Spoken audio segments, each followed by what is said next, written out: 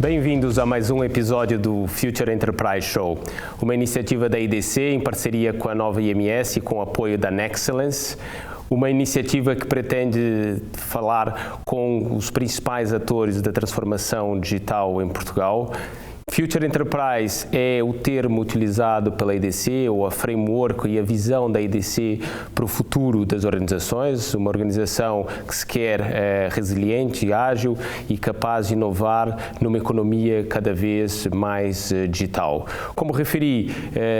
cada episódio temos uma entrevista com uma personalidade que consideramos relevante nesse ecossistema para a transformação digital, e hoje temos mais um convidado muito especial, mas para apresentá-lo, eu tenho aqui comigo o Fernando Bação, professor na Nova IMS, que vai co-moderar esse painel hoje comigo. Fernando, força. Obrigado, Gabriel. Bem-vindos. Hoje temos um convidado especial, que é o Alexandre Barbosa. O Alexandre é Managing Partner da Faber Ventures.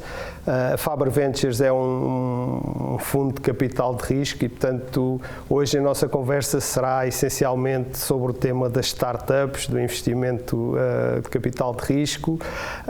E para começar, desde já, eu começava já com uma pergunta para o Alexandre. Alexandre, antes de mais, muito obrigado por teres aceito estar connosco hoje aqui a falar sobre estes temas. Mas a minha primeira pergunta era só para nos dares assim um resumo muito rápido do teu percurso profissional e do que te trouxe até este tema do capital de risco, que não é digamos assim, uma atividade muito frequente em Portugal e, portanto,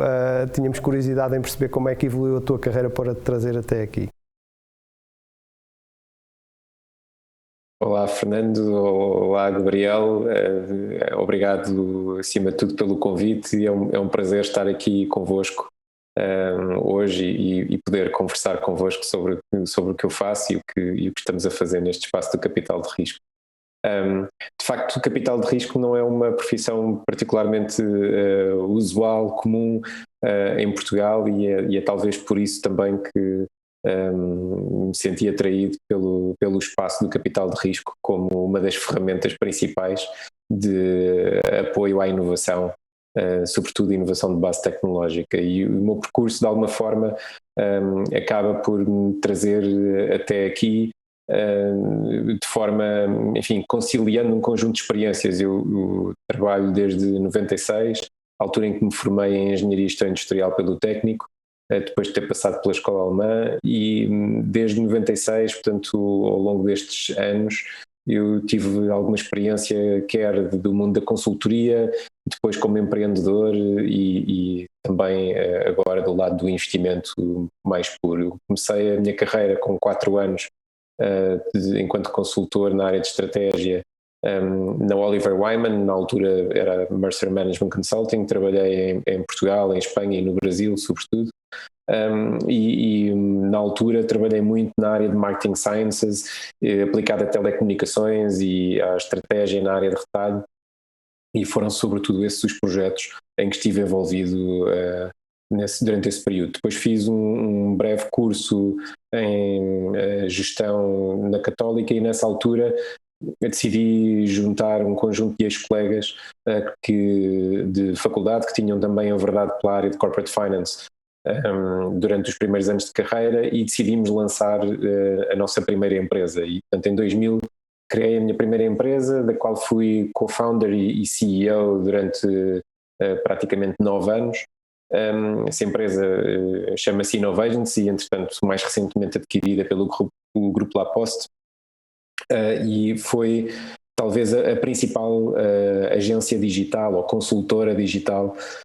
da década de 2000 em Portugal, pela qual passaram uma série de projetos de grande porte, quer na área específica digital, desde home banking e government, muito daquilo que aconteceu de inovação digital em vários verticais em Portugal, mas também projetos de inovação de base tecnológica, quer em telecomunicações, quer na área da mobilidade urbana, na área da saúde, e portanto, muito do que aconteceu nessa década passou pelas mãos daquela empresa, que ao longo dos seus primeiros 8 anos de vida acabou por se transformar num pequeno grupo de empresas de serviços profissionais na área das tecnologias, quer na área da consultoria e da implementação digital, quer na área de cibersegurança, com alguns spin-offs ou empresas cofundadas entre Innovagens e pessoas com talento que na altura estavam a lançar-se, como o caso da Sysvalue, que entretanto foi adquirida também mais recentemente. E esse trajeto acabou por ser a minha primeira experiência também de capital de risco, porque enquanto empreendedor, em 2000, a Innovagens foi uma das primeiras empresas em Portugal a levantar capital de risco na altura de um investidor institucional privado, um fundo da Adama Gestor Capital, e também do Grupo Omnicom através da BBDO Portugal. E, portanto, foi de facto uma década dedicada sobretudo a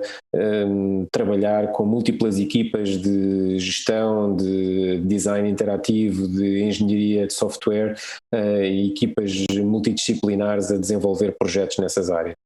Depois, em 2008, 2009, eu decidi mudar de rumo, e desliguei-me da Innovagens na altura e aceitei o desafio de liderar a Atlântico SA, que era a sociedade gestora do então Pavilhão Atlântico, para durante 3 anos, no fundo, fazer um processo de reestruturação, lançar um conjunto de novos negócios, incluindo a Blue Ticket, que foi um operador de ticketing, que foi um spin-off dessa sociedade, e estabilizar a operação ao ponto dela ser privatizável, e foi no fundo o meu último entregável na altura ao acionista Estado, foi a proposta do processo de privatização, que foi entretanto depois subsequentemente concluída com sucesso. E isso levou-me até 2011, 2012, voltar depois enquanto individualmente, voltar ao espaço das tecnologias e perceber o que estava a acontecer em Portugal e o que estava a acontecer também no resto do mundo, e perceber que havia, no fundo, uma nova geração de dinâmica empreendedora muito orientada a produtos tecnológicos e ao lançamento de empresas muito mais eficientes do ponto de vista de capital, com uma escalabilidade muito grande e apoiadas não só por ecossistemas locais, mas também por uma lógica colaborativa entre vários mercados, quer na Europa, quer nos Estados Unidos. E em Portugal havia um espaço por preencher nessa altura, portanto, havia os primeiros indícios das primeiras incubadoras, aceleradoras a nascerem. Nasceu nessa altura,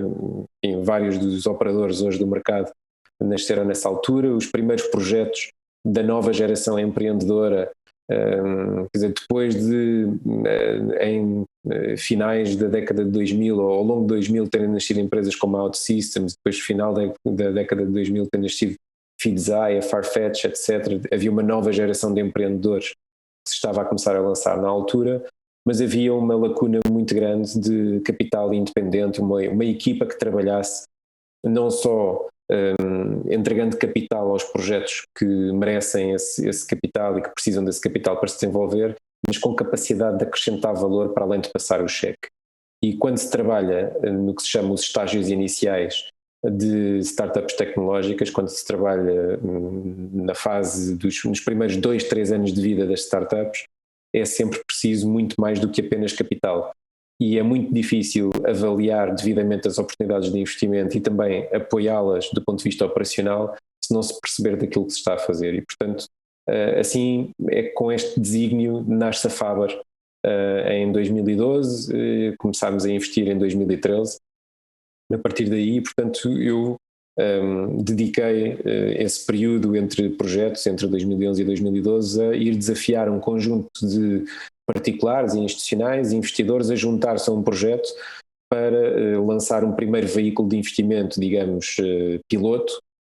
criar um primeiro portfólio de participadas, mas sobretudo criar um novo modelo, uma nova abordagem ao investimento de capital de risco early stage em Portugal,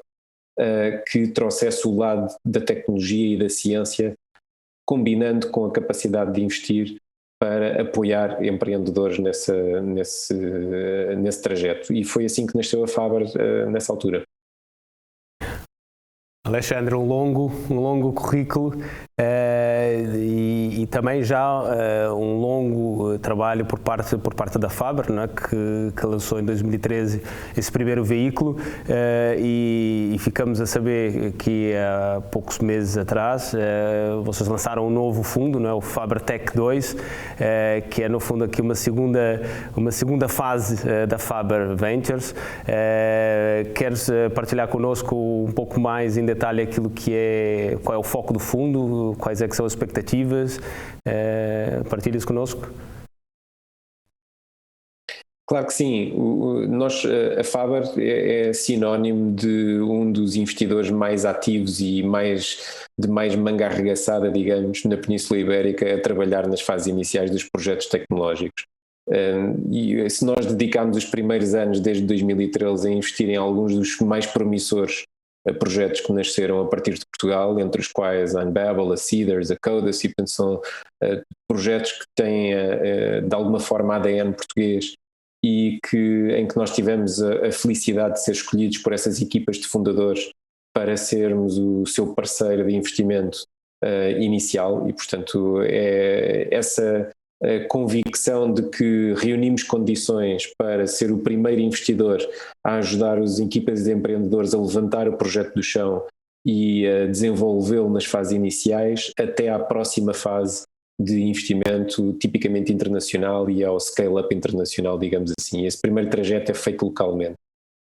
Nós, durante os primeiros anos de investimento, apoiámos projetos que se estavam a lançar, enfim, quer na área de B2B, Software as a Service, quer também alguns mercados e muita coisa na área de mobile. Quando olhamos para o que se passa mais recentemente ao longo dos últimos 2-3 anos e, sobretudo, as perspectivas para os próximos anos, vemos que claramente as melhores oportunidades de investimento, mas também os projetos mais distintivos e mais impactantes do ponto de vista de transformação empresarial e industrial são projetos que estão centrados no tema dos dados e da inteligência artificial, machine learning e data science. E foi nesse sentido que nós desenhámos o nosso segundo fundo, para apoiar um segundo portfólio de participadas com quem contamos vir a trabalhar, e é um fundo que muito sucintamente está vocacionado para empresas que buscam até 1 milhão, 1,5 milhão de euros num primeiro investimento. Tipicamente investimos em empresas nas rondas pre-seed e seed, portanto, tipicamente nos primeiros 2-3 anos de vida das empresas, às vezes ainda antes dos produtos estarem completamente desenvolvidos e antes de haver sequer clientes a pagar, outras vezes um pouco mais tarde, mas claramente centrados tendo na tese de a inteligência artificial, o machine learning e, no fundo, data management, a gestão dos dados, é central naquilo que vão ser as indústrias ao longo dos próximos 5-10 anos. E, portanto, foi assim que lançámos um fundo que conta com o apoio muito importante do Fundo Europeu de Investimento e de alguns investidores nacionais e internacionais, quer particulares, que são da indústria da tecnologia, quer institucionais, mas que tem um foco, um posicionamento muito claro de sermos o investidor preferencial destas equipas que estão a trabalhar com novas tecnologias no sul da Europa, e foi assim que nasceu este novo fundo, que tem à data de hoje uma dimensão de cerca de 20 milhões de euros, mas que está ainda aberto em fundraising, e portanto pretendemos atingir um target mais próximo dos 30 milhões ainda este ano. Muito bem. Alexandre, diz-me uma coisa. Bom, eu suponho que, para mim, o investimento em startups é uma coisa dificílima, muito complicada, mas eu não sou investidor. A minha curiosidade era saber qual é que é o teu, digamos, o teu quadro analítico quando alguém vem ter contigo para te suscitar um investimento, ou quando tu abordas alguma empresa para investir. Ou seja, quais são aqueles aspectos que parecem cruciais, centrais,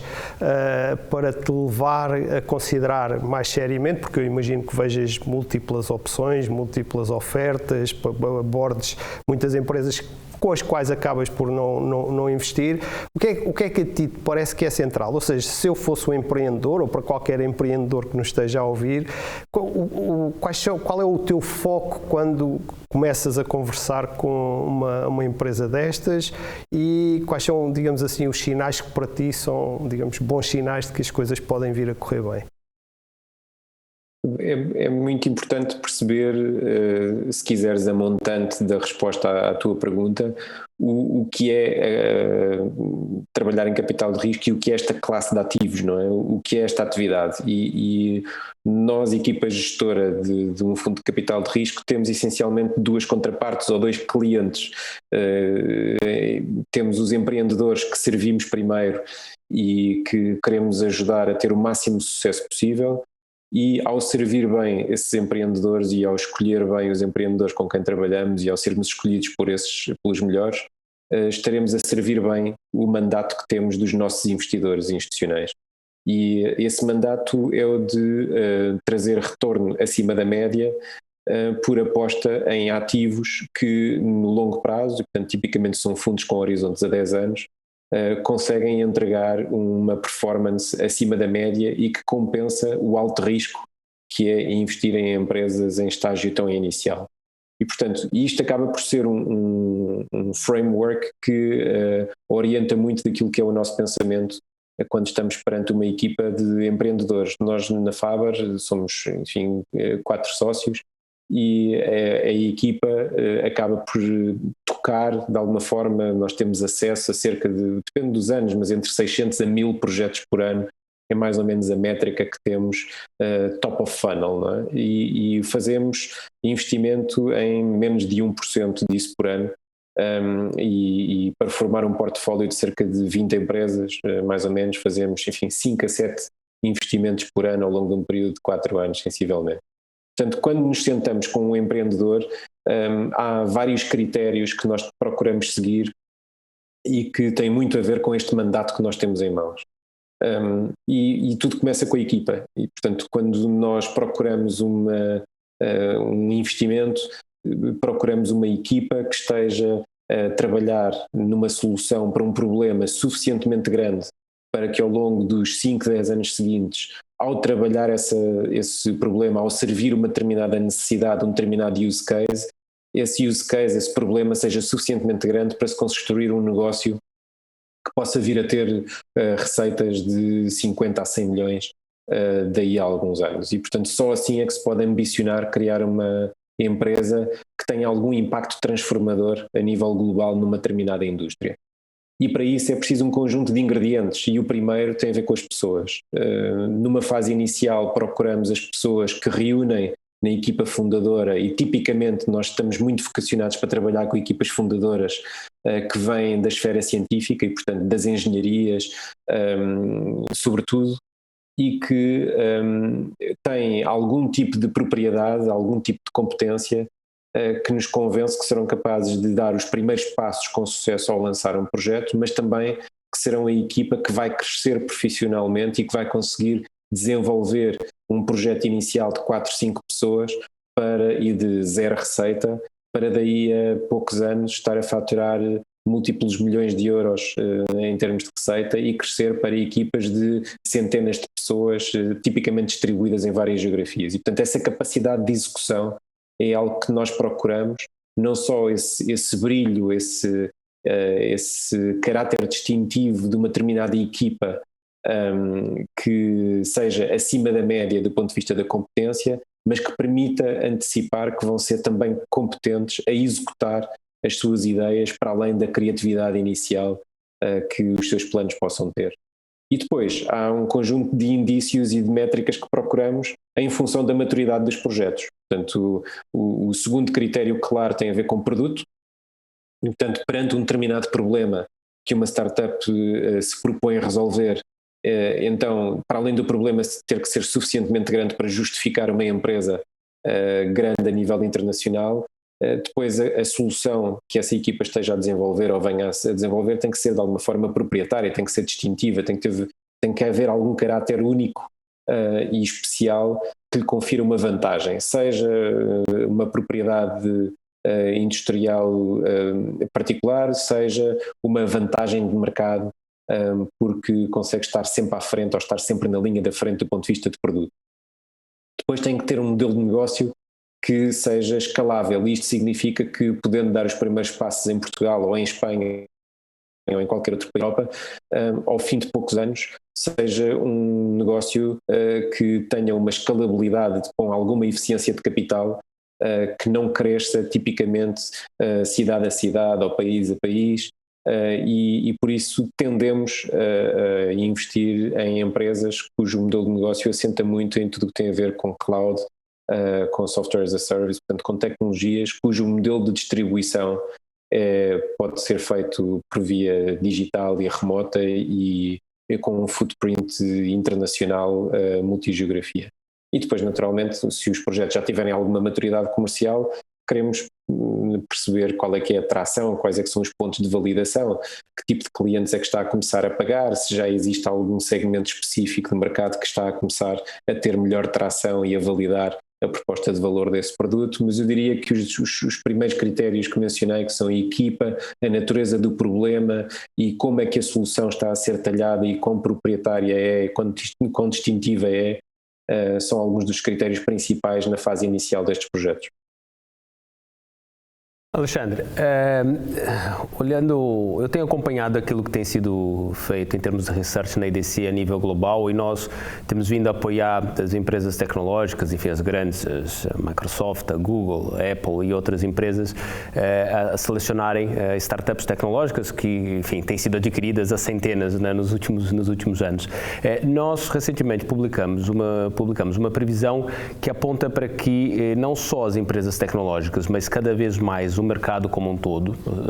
todos os setores, venham a ter essa preocupação da aquisição de startups, e a previsão concreta era que cerca de 25%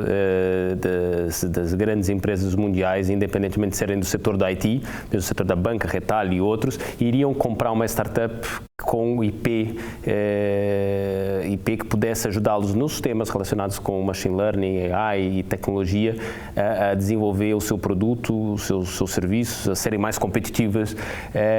e portanto essa é uma forma, no fundo, de ajudar os incumbentes a fazer a transformação, no fundo adquirirem startups, mas não só, não é? Há várias formas de colaboração entre as startups e os incumbentes. Nós vemos o mercado nacional ainda pouco maduro naquilo que é essa relação com as startups, quer seja para parceria, quer seja para aquisição. Como é que tu vês essa relação entre as startups e os incumbentes, e qual o papel das startups na transformação digital dos incumbentes? Gabriel, eu acho que é a leitura que tu fazes e que a IDC traça daquilo que é a relação entre as startups e os incumbentes e o mundo empresarial, é aquela que nós vemos acontecer no terreno. Portugal ainda está um passo atrás de alguns dos mercados mais maduros e mais sofisticados nessa colaboração, mas o ponto de vista da IDC é corroborado por uma série de outros data points que vão exatamente na mesma linha. Quer dizer, a Sapphire Ventures publica anualmente o seu CIO Index, e se o ano passado havia 10% dos CIOs em vários verticais nos Estados Unidos que diziam que trabalhavam comercialmente enquanto clientes com startups no âmbito do seu budget de IT, nos 12 meses seguintes esses CIOs esperavam aumentar esse número para 50%. E portanto é inequívoco dizer que ao longo dos próximos 5, 10 anos todos os verticais das indústrias vão ser mais impactados por tecnologia. Nós vamos ter mais impacto, mais penetração, vamos lidar mais vezes com Big Data, com Analytics, com AI, Machine Learning, Data Science, com Blockchain. Quer dizer, todas as novas tecnologias emergentes vão estar mais presentes no desenvolvimento dos negócios em várias indústrias do que no passado. E, portanto, quando olhamos para o que se passa nas startups mais promissoras, vemos um conjunto de pessoas altamente qualificadas a desenvolver soluções de nova geração para resolver problemas cujo legacy dos incumbentes é muito menos ágil a resolver. E por isso é apenas natural que, de forma crescente, e o que se passou ao longo do último ano, do ponto de vista de mercado, com a situação da pandemia, só veio acelerar esse fenómeno. Múltiplas empresas fora de Portugal, mas também em Portugal, aceleraram a sua colaboração com startups. Eu diria que em Portugal ainda há menos propensão para movimentos mais imediatos de M&A, de aquisição, etc. Mas até isso está a começar a voltar a acontecer, porque há vários anos havia aquisições em Portugal e isso abrandou durante algum tempo, mas hoje em dia nós vemos que quer no mundo B2C, com o mundo dos marketplaces, novos modelos de negócios digitais virem transformar a forma como nós nos relacionamos com o consumo, e na esfera B2B tudo o que tem a ver com Next Generation Data Management e inteligência artificial, com automação, etc. Tudo aquilo que tem que ver com processos de tomada de decisão e de análise, e que vai transformar e que está a transformar essas indústrias. E, portanto, essa tendência, eu diria, é inevitável. Há um número crescente de indústrias e de grandes empresas que está a encontrar as formas possíveis e a explorar diferentes alternativas de se aproximar do mundo das startups, incluindo a possibilidade de aquisição. Mas, em paralelo com o estudo de possibilidades de aquisição, há um conjunto de modelos alternativos de relação com o mundo das startups, e há, mesmo em Portugal, um conjunto de grupos empresariais que estão a fazê-lo. Normalmente começam pela aceleração, pela experimentação com proximidade a centros de incubação, a programas de aceleração. Alguns começam depois a equacionar, fazer investimento direto em startups, mas cedo percebem que não têm perfil para se envolver enquanto acionistas minoritários de pequeninas empresas com uma taxa de mortalidade e um elevado risco, portanto acabam por muitas vezes ficar vocacionados para investir através de fundos e, portanto, participar, ganhar exposição a esse tipo de radar tecnológico de vigilância de tendências,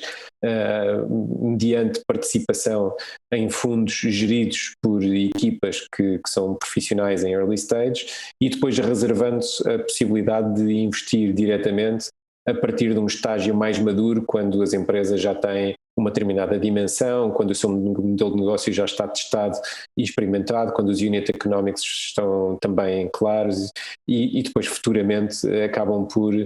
parte da agenda de inovação dessas empresas acaba por ser impactada ou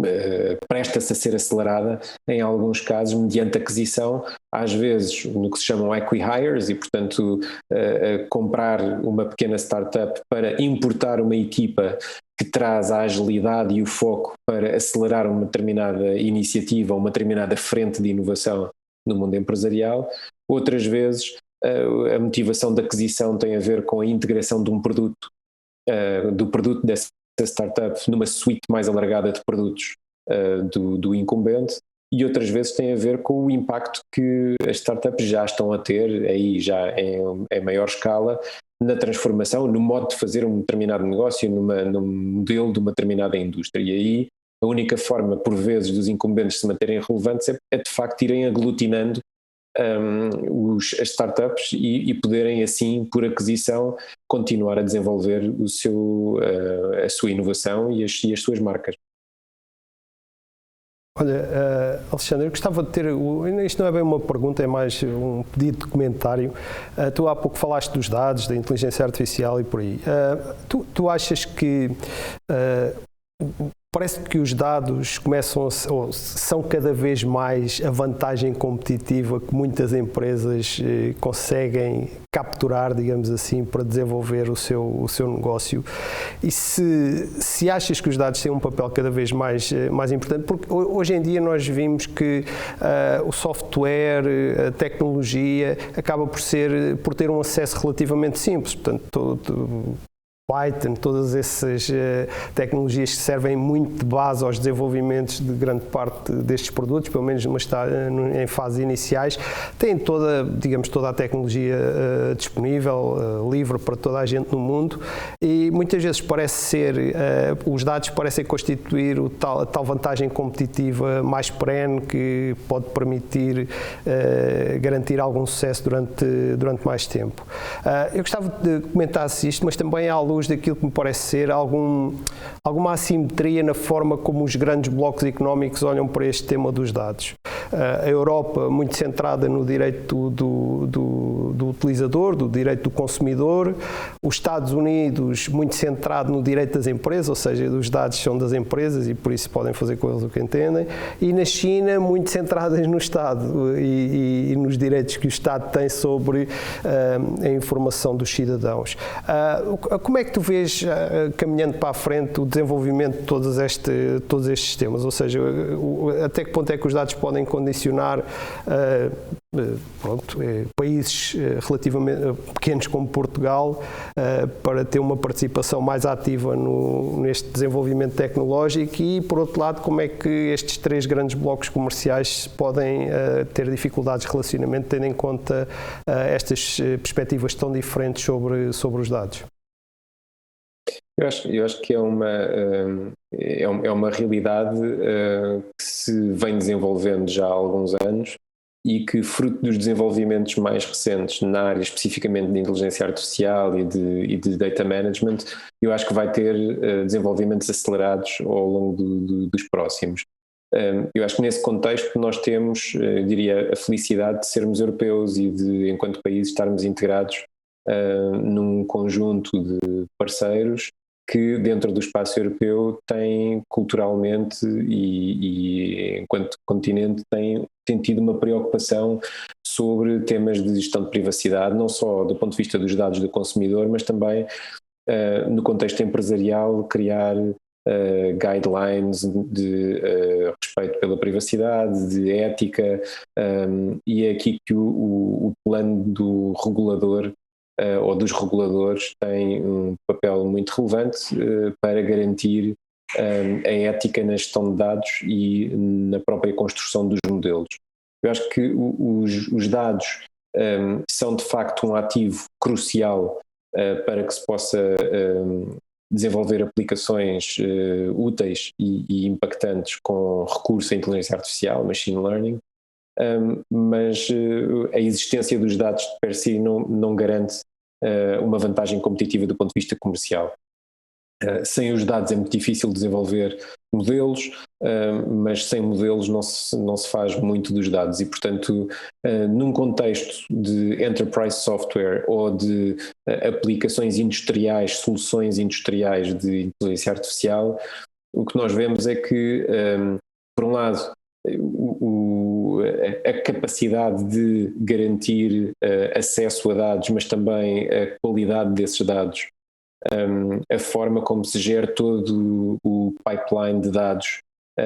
até à correta aplicação e retirar insights e poder analisar, construir os modelos,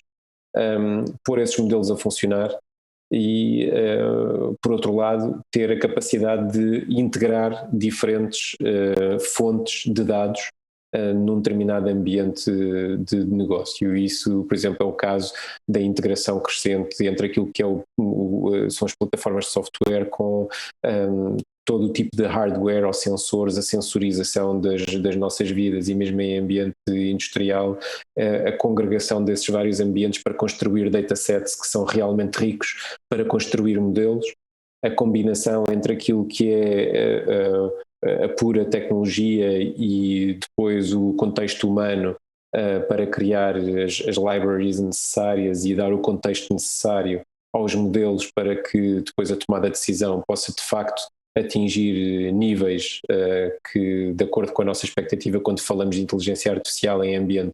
de empresarial ou de negócio. Portanto, há um conjunto de fenómenos ou de desafios que, no que diz respeito aos dados, acaba por chamar muito, e mais uma vez, o tema das startups aqui, da colaboração entre startups e as grandes empresas, é um exemplo, na nossa opinião, paradigmático, porque tipicamente as grandes empresas ou os governos, em função das indústrias, têm a propriedade dos dados, mas muitas vezes não têm as competências todas desenvolvidas para ampliar esses dados, garantir a sua qualidade e trabalhar sobre eles para produzir os modelos que realmente vão fazer a diferença do ponto de vista de inovação e de transformação. E essa competência tipicamente vem do lado das startups. Noutros casos, as startups vão conseguindo aprimorar os modelos e muitas vezes são elas que acabam por ocupar um espaço que está mal servido no mercado e acabam por ser elas a ter essa propriedade. Mas essas assimetrias e a preocupação,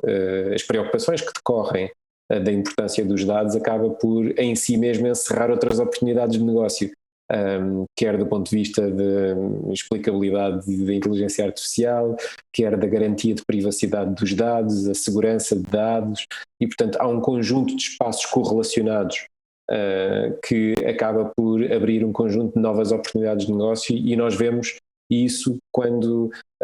ainda muito em ambiente emergente, mas quando começamos a ver várias equipas a trabalhar nesses espaços, porque se adivinha que, para além da mera existência dos dados ou de acesso aos datasets, há um conjunto de outras ferramentas que têm que ser postas em prática para que haja uma correta gestão desses dados. Alexandre, para fecharmos aqui o capítulo das startups, o que, na tua opinião, podia ser feito a nível governamental ou em termos de políticas, quer seja de regulação, política fiscal ou outro tipo de incentivos para dinamizar ainda mais o nosso ecossistema de startups, que eu acho que, como tu referiste, enfim, teve um crescimento significativo nos últimos anos e inclusive teve algum hype com o tema da Web Summit, mas não só, não é? Houve aqui um crescimento enorme, mas é preciso fazer mais. O que tu aconselhas, pelo menos em termos de governo e políticas, o que se pode fazer para acelerar ainda mais? Bom, a verdade é que eu e nós na Faber, tal como uma série de outros operadores privados e empreendedores e investidores, temos ao longo dos últimos anos, sempre que temos oportunidade, vamos partilhando as nossas ideias, os nossos contributos com sugestões e muitas dessas sugestões têm vindo a ser incorporadas nas políticas e nas medidas que vêm sendo postas em prática pelos governos ao longo dos últimos anos. Mas é importante nós termos consciência de que Portugal ainda está numa fase muito inicial no ciclo de consolidação no plano europeu enquanto ecossistema empreendedor. Portanto, nós estamos na cauda dos países europeus no que diz respeito a startups per capita, estamos na frente dos países europeus no que diz respeito a sermos um destino para talento de toda a Europa, mas também de oportunidades de negócio, especificamente na área das tecnologias, o que levanta um enorme desafio de falta de talento em Portugal, e portanto nós temos que ter capacidade de atrair pessoas dos vários quadrantes do ecossistema empreendedor de outros países para colmatar as lacunas que nós temos em Portugal. Falta-nos gente em Portugal. E eu acho que temos sofrido ao longo da última década um conjunto de ciclos desfavoráveis que inequivocamente têm limitado a capacidade de ação dos governos. Eu acho que nós temos que procurar simplificar. Tem que ser simples ser um investidor internacional a atuar em Portugal, tem que ser simples para um investidor internacional, venha ele de onde vier, ter capacidade de participar num fundo ou investir numa sociedade portuguesa, numa startup. Tem que haver um melhor reconhecimento do que significa ser startup. Uma startup é um projeto altamente escalável, de grande risco, de base tecnológica, que ao longo dos primeiros anos de vida tem necessariamente cash flows negativos porque investe todos os seus recursos em crescer aceleradamente. E isso não é compatível com os cânones tradicionais, quer no plano fiscal, quer no plano financeiro, na banca, etc., para corretamente interpretar aquilo que são as necessidades e as realidades do mundo das startups. E, portanto, eu acho que tem que haver uma melhor capacidade de simplificar os processos Nós já temos um conjunto de intenções e, portanto, Portugal, enquanto país, tem tem construído uma marca de ser um dos ecossistemas emergentes, mas mais promissores para os próximos anos, e agora tem que ser consequente e facilitar a vida a quem quer atuar neste mercado e não complicar, porque senão nós não conseguimos atrair essas pessoas. Por outro lado, eu acho que nós temos que ter consciência que o elo fraco nestes projetos é sempre o empreendedor, na medida em que no início de um projeto corre risco pessoal, risco financeiro, pode estar muito provavelmente a hipotecar vários anos da sua vida, e se recorre ao apoio ou dos Estados ou dos investidores privados, etc., é porque não tem os seus recursos. E, portanto, é fundamental que o Estado consiga também proteger as startups que nascem no país, e isso consegue-se de várias maneiras, entre as quais, por exemplo, sendo um cliente ativo de startups, cedendo dados, partilhando datasets. Nós somos confrontados com múltiplas startups em outras geografias que têm uma colaboração muito mais facilitada com os seus Estados e que vem nos Estados também um cliente muito claro. E, portanto, essa proteção, fomentar esta proximidade entre as empresas, desde logo as empresas de capital público e as startups, para que haja um exemplo daquilo que pode ser o resultado impactante dessa colaboração. Mas, de resto, há um mandato, na minha opinião, de simplificação e de termos a oportunidade de, se em alguns domínios ainda não estamos na frente, não é pela escala que nós vamos liderar a Europa. Acho que podemos continuar a consolidar o país como uma referência na área do empreendedorismo, se conseguirmos realmente alinhar os recursos que temos ao nosso alcance, localmente, internacionalmente. Nós temos muita gente de muito sucesso a nível internacional que tem, enfim, de alguma forma uma relação com Portugal, e, portanto, temos que conseguir alinhar esses recursos de maneira a ajudar a próxima geração de empreendedores e termos uma especialização assumida, por exemplo, nesta área de Data Science, Machine Learning e Inteligência Artificial. O trabalho que é feito ao nível académico e por alguns dos empreendedores que têm base científica, e nós, por exemplo, nas nossas mais recentes participadas temos vários PhDs que decidiram lançar-se como empreendedores. Nós temos trabalho de nível mundial a ser feito, em particular nessas áreas em Portugal, e, portanto, temos que fazer mais do que já fazemos bem, e capacidade de atrair mais gente, mas também sermos, por não estarmos na frente em todas as áreas, podemos olhar para o que se faz bem noutros países mais maduros e simplesmente aplicar essa fórmula, porque ela é simples. Olha, Alexandre, nós estamos aqui a chegar próximo do fim da nossa conversa. Sei, também tens outras coisas para fazer, foi um prazer até agora, e, portanto, temos duas perguntas muito simples para o fim, está bem? Eu sei que tu tens filhos, e como o teu papel, digamos, a tua profissão 24 horas, não 24 horas, mas 16 horas por dia, isso é saber como é que vai ser o futuro. O que eu te queria perguntar é quais é que tu achas que são as competências que os teus filhos, os nossos filhos, devem desenvolver para estar aptos a participar nesta economia do futuro? Quais são as competências que a ti te parecem centrais?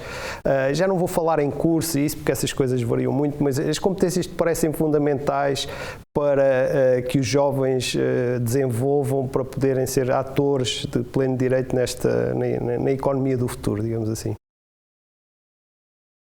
Eu tenho uma lente muito enviesada, não é? Porque como profissional de capital de risco tenho aqui uma costela assumida destes temas, e isso leva-me a que eu, no meu dia-a-dia, procuro que os meus filhos desenvolvam primeiro talvez a curiosidade e a capacidade de explorar por mão própria, ter a iniciativa de perceber o porquê não, ter a curiosidade de ver como é que se faz, perceber, questionar por que não fazer melhor e por que não fazer diferente. Eu acho que muito desse drive, essa motivação é aquilo que está por trás dos melhores projetos empreendedores em que nós temos estado envolvidos. o nosso futuro vai ser cada vez mais tecnológico e, portanto, ter a destreza tecnológica, seja ao nível do que se chama Deep Tech e das ciências mais profundas, seja ao nível enfim, enquanto consumidor, não é? A destreza tecnológica, mas também a empatia para a vertente humana, que à medida que nós vamos aumentando o grau de automação das nossas indústrias, não podemos perder tudo o que se relaciona com as artes, com a cultura, com a criatividade e as manifestações artísticas de diferentes tipos em torno da criatividade. Portanto, eu diria que estas motivações, estes comportamentos, a curiosidade, o espírito de iniciativa, o lidar com o risco, lidar com o falhanço, e portanto eu acho que hoje em dia há uma tendência para haver um overparenting, não é? Portanto, nós protegermos demasiado os nossos filhos e, portanto, dotá-los da capacidade de lidar com o falhanço, nem tudo é perfeito. Eu acho que isso é muito importante para nós culturalmente estarmos predispostos ao risco e para questionar a forma como as coisas hoje são feitas e fazer melhor amanhã. Alexandre, para terminar, há 2 livros que te marcaram, ou a nível pessoal ou profissional, e porquê? Enfim, tantos livros ao longo dos anos. Eu acho que talvez, assim,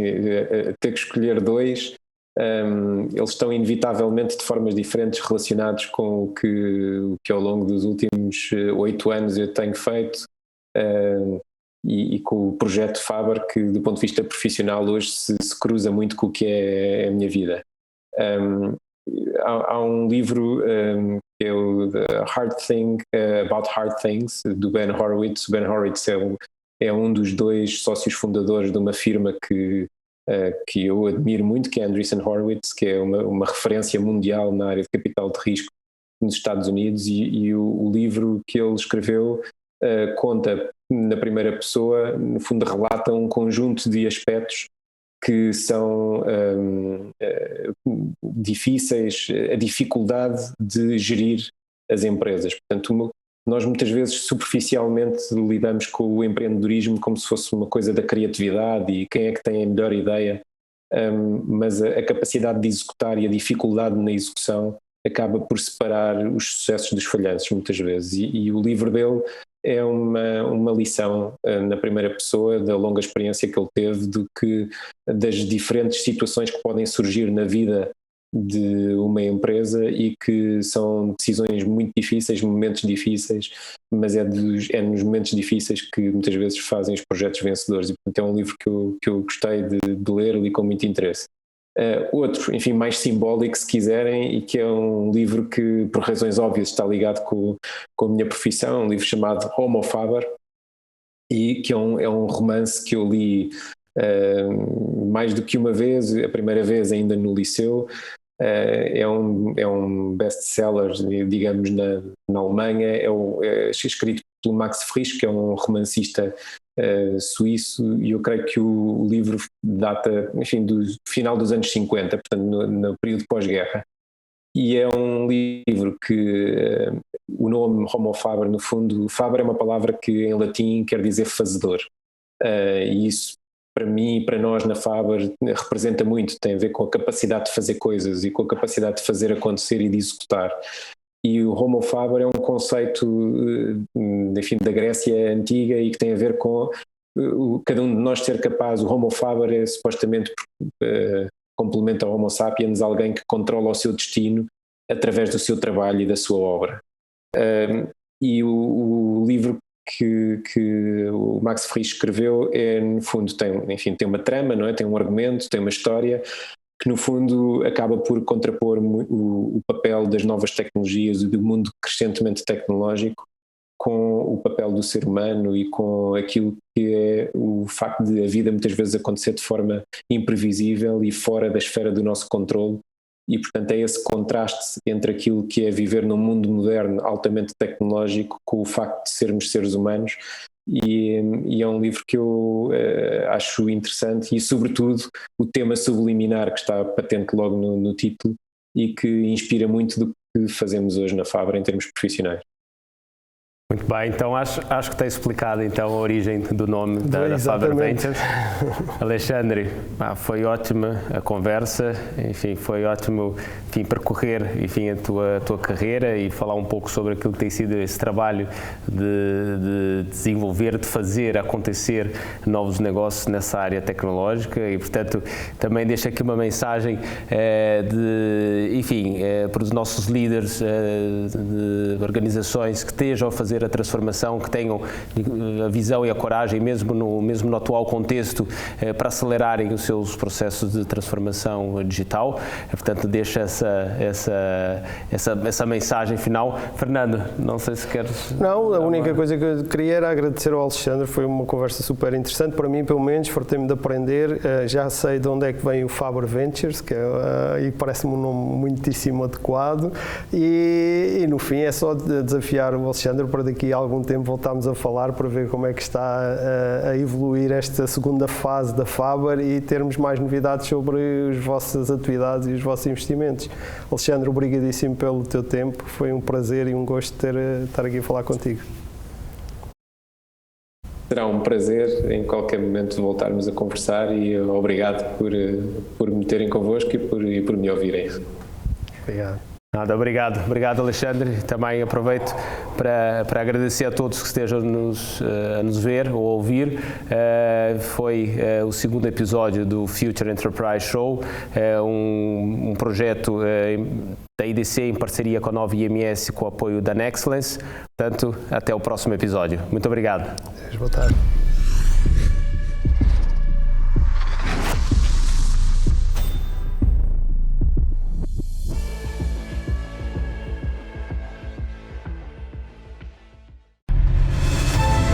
Nexcellence by Glint, uma parceria para criar o futuro digital, com respostas baseadas em experiência, com dimensão e ambição, com uma visão global e talento nas competências mais inovadoras. Nexcellence, powered by Glint. Knowledge to empower.